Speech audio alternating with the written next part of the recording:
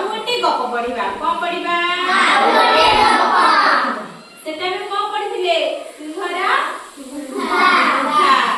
ଆଜି ଆମେ ଗୋଟେ ପଢିବା କୁକୁଡ଼ା ରାବେ କୁକୁଡୁକୁ। କଣ? କୁକୁଡ଼ା ରାବେ କୁକୁଡୁକୁ। Very good.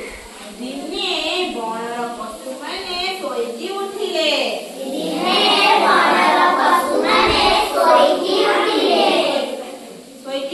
ସେମାନେ ଦେଖିଲେ ସୂର୍ଯ୍ୟ ଏଯାଏ ଉଇ ନାହିଁ। କଣ ଉଇ ନାହିଁ? ଚାରିଆଡେ ଖାଲି ଅନ୍ଧାର ଆଉ ଅନ୍ଧାର।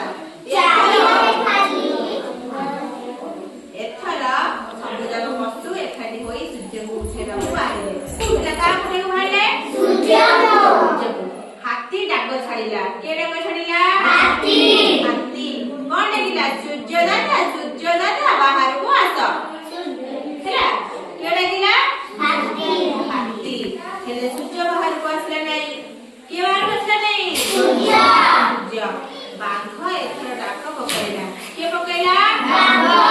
ବାଘ। ହେ ସୂର୍ଯ୍ୟ ଦାଦା ବାହାରକୁ ଆସ। କିନ୍ତୁ କଣ ସୂର୍ଯ୍ୟ ଆସିଲେ ନାହିଁ। ଏଥର ବି ସୂର୍ଯ୍ୟ ଆସିଲେ ନାହିଁ। ଏତିକି ବେଳେ କୁକୁଡ଼ା ଆସି କହିଲା, ମୁଁ ଚେଷ୍ଟା କରିବି କି? ଏହା ଶୁଣି ସମସ୍ତେ କଣ ହସିବାକୁ ଲାଗିଲେ।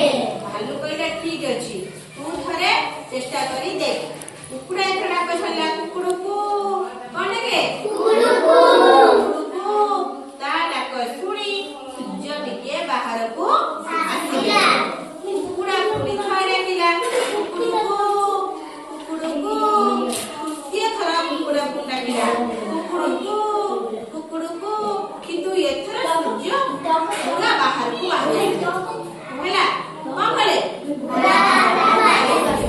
ସେଇ ଦିନ ଠାରୁ କୁକୁଡ଼ା ରାଗିଲେ ଯାଇ ସୂର୍ଯ୍ୟ ବାହାରକୁ